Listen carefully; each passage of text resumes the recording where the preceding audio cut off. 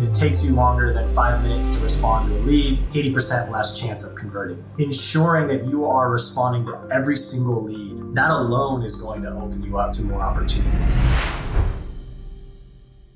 Okay, we're here with Antony, the co-founder of Pest AI, for another session of the Pest Playbook. Antony, would love to give you a minute to introduce you, how you got into the pest control space, and what you do over at Pest AI. Yeah, thanks for having me, guys. I kind of got into it by accident, to be honest. I had no clue what pest control was. A friend of mine had just sort of started a company about a year previously, and they were just doing some door-to-door stuff. So he recruited me to do some sales. I was just finishing up college at the time. And that turned into 5 years of some really good learning experiences. We were able to transition from door-to-door sales to inside sales and digital marketing, and grew the business from about $300,000 a year to about $5 million before I left, which was awesome. That's awesome. They've gone on and now have like 50,000 customers, which is really cool to see. So yeah, that was kind of my introduction to the industry. And then from there, I sort of branched out on my own, started doing some sales training, consulting, on sales, marketing, and all that stuff. And eventually landed on building sales systems for companies all over the place. So now here we are.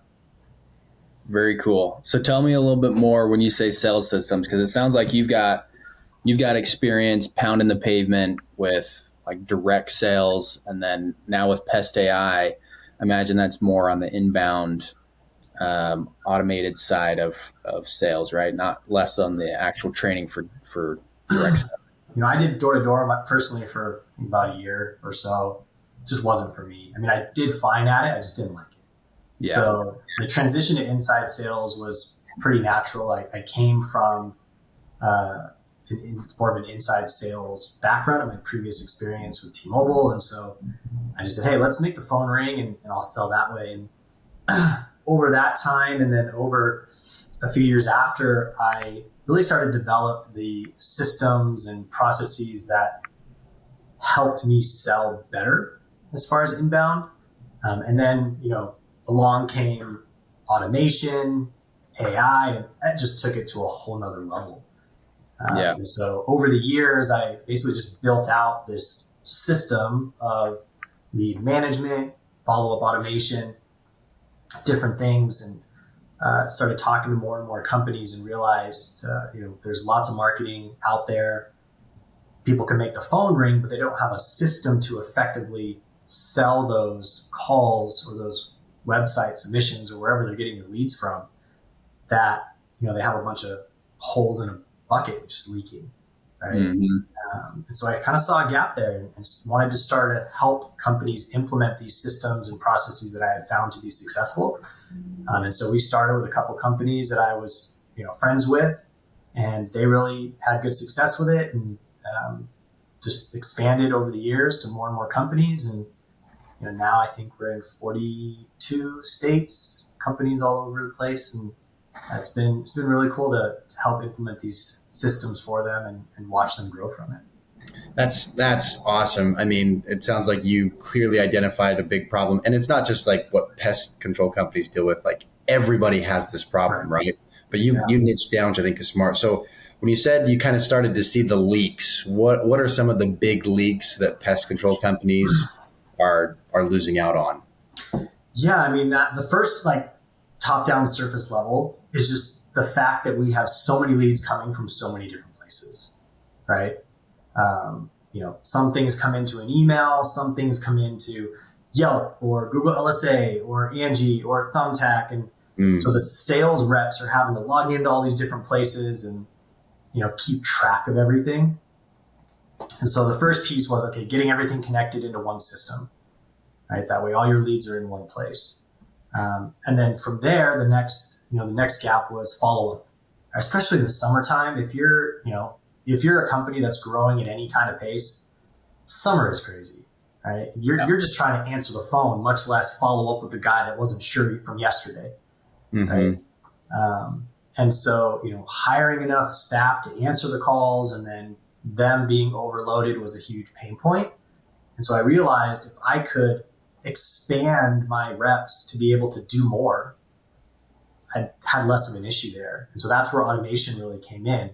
I can have automation following up with the leads that you talked to yesterday while you're focusing on answering the calls from today, kind of bring it all together to increase those conversion rates and just make sure that nothing is slipping through the cracks.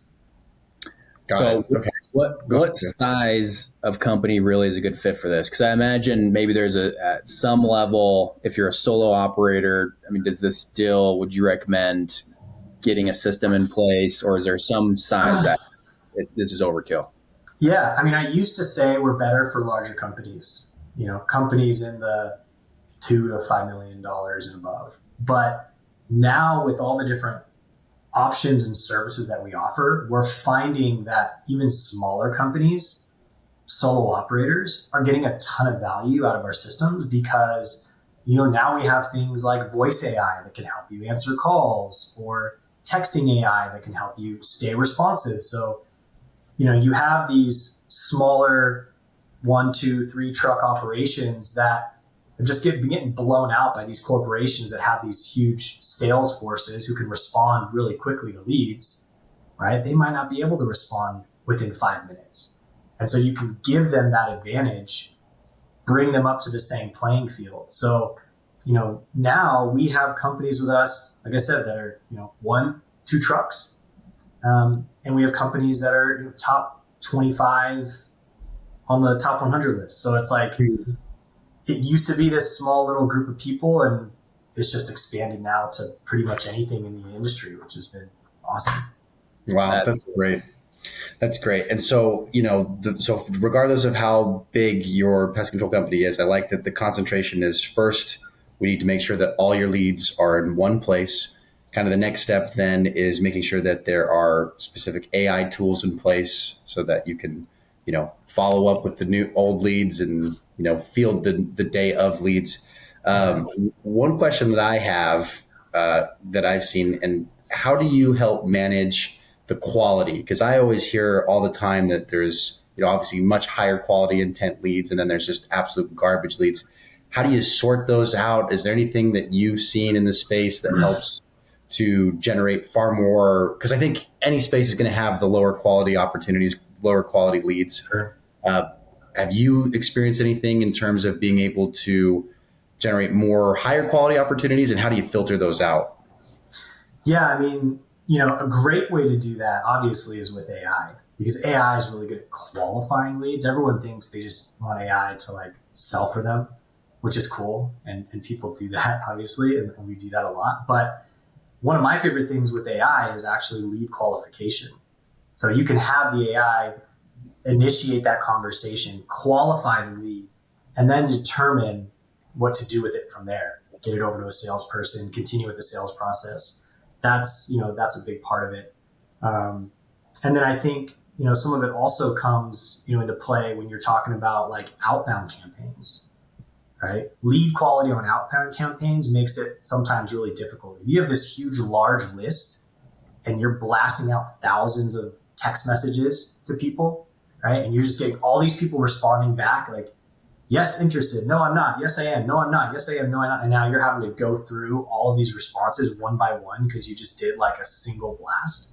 That can be really daunting on companies and just be a total time suck for sales reps. But if you can make it intelligent to where the sales reps are only getting notified for responses of people that are interested in the offer, you've just taken that 200 responses and cut it down to 20. And now your sales team is focusing on that, right? So I think that's a huge, huge win for any company and a great place to implement automation and AI determining, the intent or the qualification of leads. Gotcha. That's cool. That's awesome. Yeah. What about in terms of impact? So I think there's a couple of things we've talked about, right? Lead response time. So getting back to leads really quickly. You've got outbound campaigns where you've got a list of customers for upsells. What are some of the secret sauce strategies that you recommend implementing where you see an actual change in revenue, change in growth? What's working? Yeah, I mean, the number one thing I think today, digital is becoming so competitive that speed to lead is huge. Whether it's with us or any other system, if you don't have something in place that is guaranteeing speed to lead, you're going to be losing out on a large percentage of leads. The statistics online say, like, if it takes you longer than 5 minutes to respond to a lead, 80% less chance of converting it. That's huge. So ensuring that you are responding to every single lead within 3 to 5 minutes, which is always our goal, if not faster. For our basic setup, it's usually about 30 seconds. That alone is going to open you up to more opportunities. So I think speed to lead is something that every company needs to be focusing on with whatever systems you're using. If you're not, then your competition that is going to win. Can you share with us maybe a few examples of what that sequence looks like for speed to lead? And have you tested like different variants of those sequences? Sure. Yeah, we've tested all kinds of stuff. It doesn't have to be anything crazy. I mean, it can be something as simple as just, hey, thanks for reaching out. See that you're interested in our services. How can we help? If it doesn't even have to, it could be, thank you so much. We got your message. Please feel free to share some more details. Our team is going to call you shortly, right?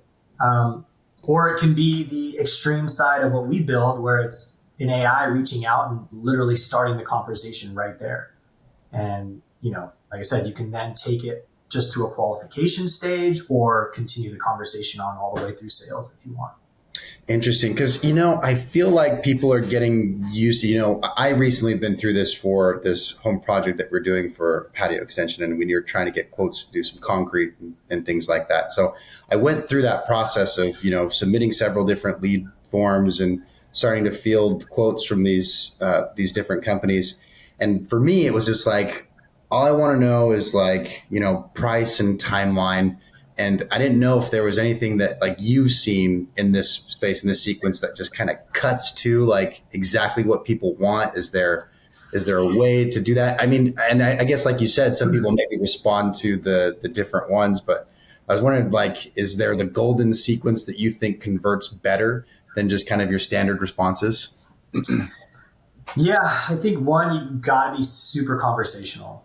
Oh yeah. And helpful. Right? Like, don't send a message just like, thank you for reaching out to ABC Pest Control, where we love to kill bugs. It's got to be, like you said, it's transactional, right? So you want it to be like, we're reaching out to help you right now. Thank you so much for reaching out. We got your information. How can we help?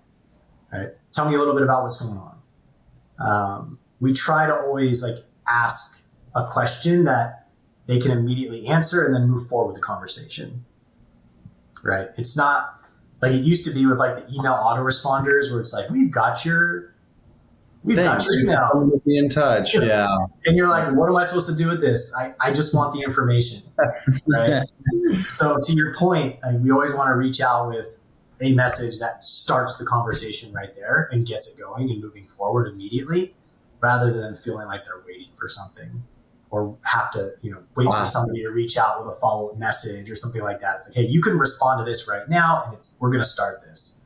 So we do that a lot with AI. It's like, what's going on? What's your issue? Well, I got ants. Perfect. What's your address? Let's take a look at your house. How big is it? We'll just like get right to the point. And then once you get to the actual pitch part, that's when you can provide some value and fluff and, do your sales thing. But yeah, I think you nailed a really important part of that. And just the way you described it is, you're not setting up anybody who submitted a lead to be waiting on something. It's very proactive. It's, solutions oriented, because I've definitely, seen that. It's like, okay, well, great. They got that. And then it's just kind of like, well, now I got to wait for a phone call or for an email or for a text. And, it sounds like you're cutting at the heart of that pain point, which I think is super valuable. Yeah. Unless you're reaching out within like a minute or two, sending a text message that has them waiting, I think, is going to only hurt you. right? Because if one other person sends a text that's like, "Hi, how can I help you right now?" They're immediately going to start talking to that person, right? Yeah. Yeah. So one of the things we touched on a little bit earlier was phone calls with AI, and I want to dig into this just a little bit further. So I know one of the big challenges, especially for small operators, is incoming calls. They just can't get to. They're on a job, they're busy, they're doing things, and I know in previous the solution, which I still believe is pretty powerful, is missed call text back, where you immediately text them back so they're not calling the next person on the list down the Google listings, right? Right. Tell me a little bit how voice AI is getting better, and do you see that now even a better solution to automated missed call text back, or do you still use both? Yeah, I mean, I think there's definitely value to just not missing a call. Yeah. Right. I think the market is changing. I think more and more people are getting comfortable speaking to robots. I think the key is that it has to be extremely functional. Yeah. You know, a lot of operators that come to us initially, the first thing they're focused on is, well, how good is the voice? Does it sound like a human? And you know what we find just through testing is there's nothing that available now that sounds completely human, right? We can add background noise and we can add emotion and we can add all these features, but at this point, the voices are good enough. It really comes down to how functional is the agent? Can they actually assist this person? And that really comes down to prompting and back end and the way you have it built. Mm-hmm. And having it built from a background of pest control instead of just like some generic AI prompt that was generated off ChatGPT and pushed into a system. And then, you know, how does that then integrate with your other systems, right? What's happening on that call? Is it just having a call and then you get a recording and a transcript? Or is it having a call and filling out your CRM and notifying your team based on different outcomes? Or, you know, if the person on the phone doesn't sign up, is it then switching over to that automated text follow-up that you have and maybe shooting them an estimate and following up on that and transitioning now back and forth between voice AI and text AI and just kind of bringing all the systems together? I think that's where we really help companies is there's so many tools out there now that it's hard for companies to know what to use. And so, you know, the benefit with us is we essentially become like that AI tech team for you, where we can help you with the technical back end of using these systems and really getting the most out of them. Because you can use the exact same system here versus there, and you're going to get completely different results. The prompting isn't done well, or if it's not set up the right way. And so I think people are realizing it's going to be that functional shift. And if you can create a voice agent that is extremely functional and capable and sounds good enough to where it's not bothering people to talk to it, you're going to have success in answering calls for you. And sure, you're going to have demographics that don't like it, right? Older demographics aren't really going to be liking that because it's just not what they're used to. Yeah.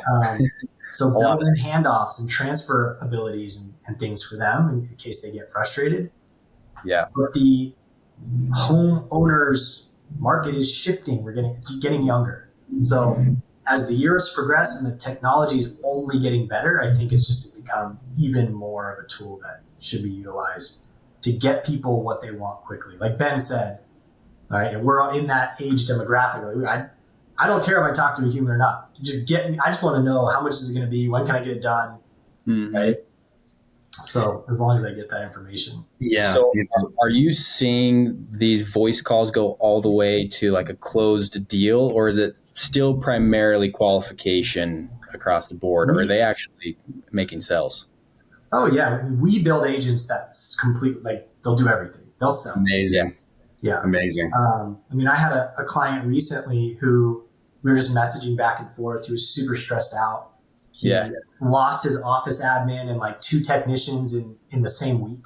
Oh man. And he's like, dude, I'm in the field. Like I'm on a roof. I'm trying to answer calls. And so we, in an emergency, just like built a voice AI agent for him, added it, set it up, and immediately it started selling to the point of it was booking him so many new jobs that he was having trouble keeping up with the office side of like realizing that he had new work coming. So, there's so much, and that was a great example of like a smaller company who needed help in a pinch, right? He didn't have time to hire someone, but he didn't want to miss all of his phone calls. So walk me through the logistics of this a little bit more when it actually gets all the way to a sale. Like, are you connecting in with their CRM system? Is it scheduling it in? Is it collecting money? Like, how far is it getting in the process? Yeah. So we have a lot of people with agents that schedule just on like a general rule basis. Depending on what systems you use, it's not always possible to integrate.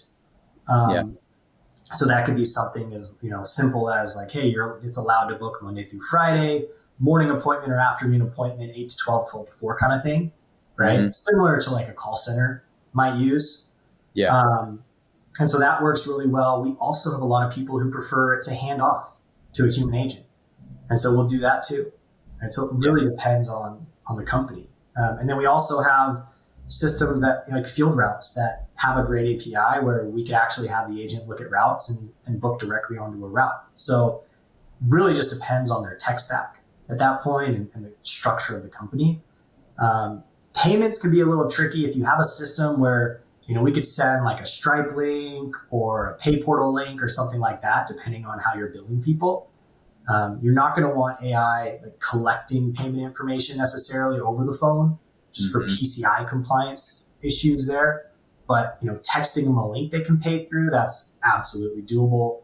Triggering maybe your field service, like if you're field routes, maybe you can trigger a service agreement and they can put the payment information in after signing that. Right. So there's definitely ways to get payment collected during a call. It just depends what your technology stack is. Yeah.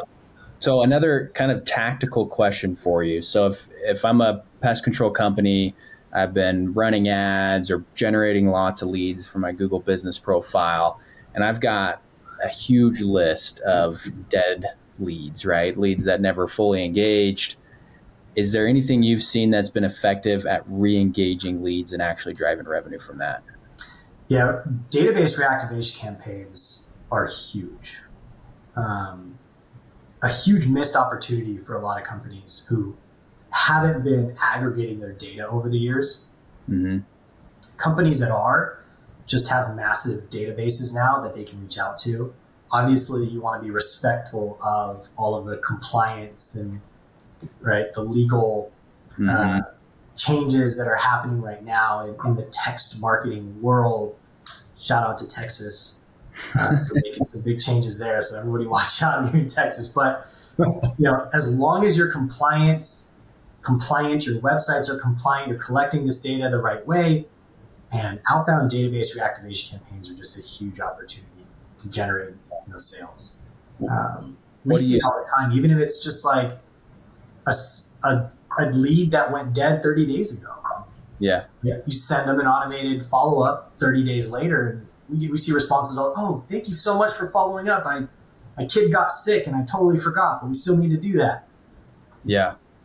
Which brings another good question. For an active lead, what is the number of touch points you'd recommend before it's spammy or can result in, a negative experience? I think, I've always done like 9 to 12 range. That's I come great. from a very aggressive background on the sales side. So some people hear that, like, oh my gosh, 9 times. But again, that's only if they haven't responded. And the key to that is it has to be a very conversational message. You can't send them 9 spammy templated text messages. That's how you're going to piss people off.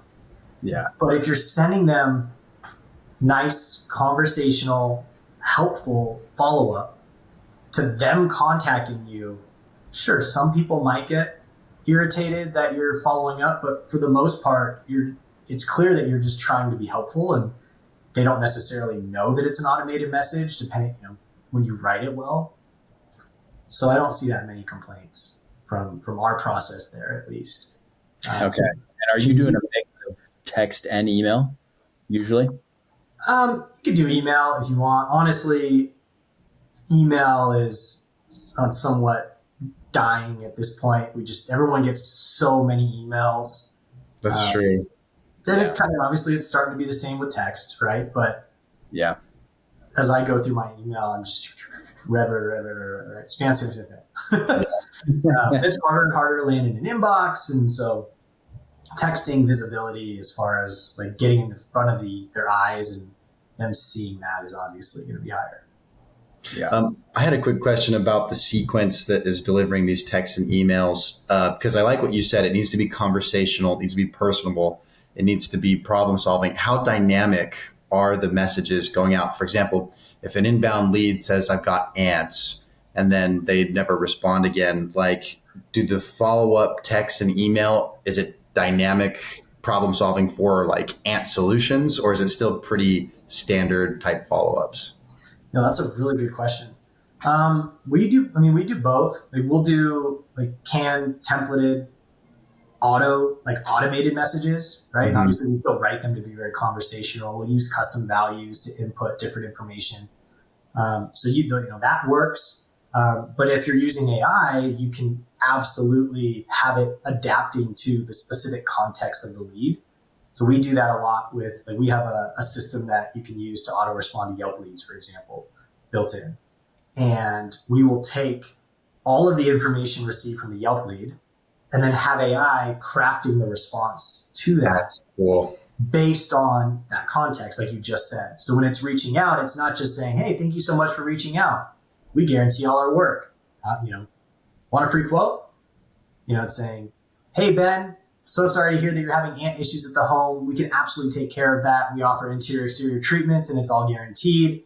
Just have a few follow-up questions to get you a free estimate. What's the best number to reach you? That's brilliant. That's great. Yeah, I just think, like, I just love your emphasis on just problem solving. And having just recently been through this, I wish I'd had Antony's automations coming to me doing exactly that, instead of just like the walls of we'll get back to you, or can't wait to service you, or things like that. So that's cool. We have this thing like on our end that we always say, like, hey, if we're building a system, our goal is to make it as easy on the customer as the company to get their service. Right? The customer shouldn't be having to struggle to get the information and sign up.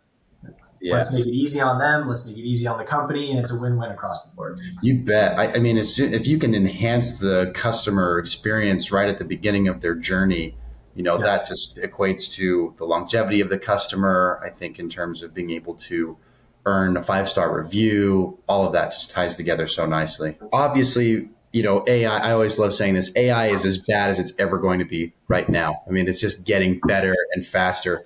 What do you see looking like, because you've got a beat on, how AI is incorporated into your operations. What do you see as the fastest moving part of AI right now for the pest control companies that you're working with? What do you think that will look like in 2 years, 3 years? What does that look like? Yeah, man, it's crazy to think of like the next 5 years, 2 years, 3 years, just because of like how fast it's moving. Right? I feel like every other day, like OpenAI now is basically getting into the CRM game, right? It's just an AI, right? MCPs and agents where you just talk to it and it does everything. So I think AI is evolving so quickly that every business will be using it in some capacity over the next couple of years. Doesn't necessarily mean it's voice or text or conversational at all, right? It could just be how you interact with your systems. Maybe you don't log into a computer anymore. You just tell an AI MCP agent, hey, I need to go ahead and schedule a service for John at 123 Main Street, right? And the AI goes into the system and schedules it. And so it's really cool what's coming, I think. And I think the people that are adopting AI systems now in any capacity, even if it's just using AI, ChatGPT, like learning how to interact with it now, those companies are going to be way ahead in 2 to 3 years versus the companies that are still holding back thinking, oh, AI is not where I want it to be.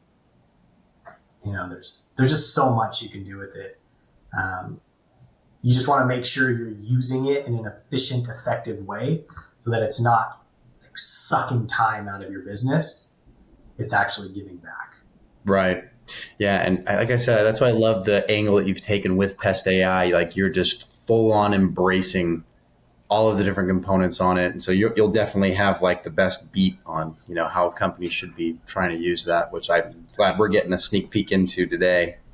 Yeah. I mean, there's so many, and it's different for every company, right? I was just talking to a company yesterday, like they want to use AI to analyze all their sales calls that are coming through and give feedback to their sales reps, right? So that's a super cool use case. I love that. And obviously everyone wants to use it to help respond to new opportunities or existing customers and things like that. AR, collections, like there's just so many places to use it in the business, making routes more efficient. I mean, Oh yeah. Yeah. That's a whole other thing. Yeah. Exciting time for sure. I mean, everything's kind of being almost reimagined on how things are done. One final question. So for any pest control company out there who's been thinking about AI, they've been dabbling with it, they want to get more involved, but they're overwhelmed, they got a lot going on, what are some baby steps they can take to start implementing AI? That's a great question.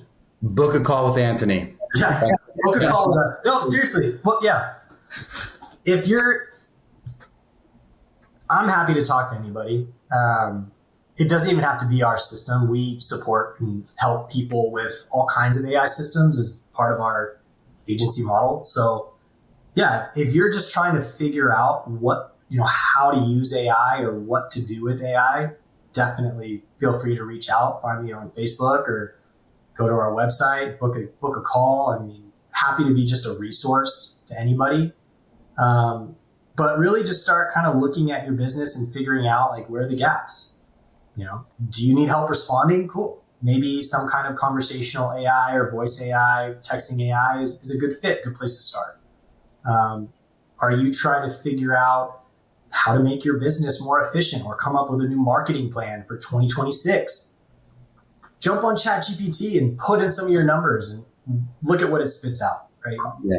It's going to give you probably what a decent CMO might give you as far as strategy and things like that. So you could even start with just, hey, give me some strategy and some help. There's so many applications and so much you can do with it now. My advice is like, just start looking at AI in general, no matter what it is. Well, thanks, Antony, for coming on. And for anyone listening, of course, if you've got questions about AI and how to implement it, book a call with Antony. He is the man for this. So thanks for coming on and thanks for having me, guys. getting this live.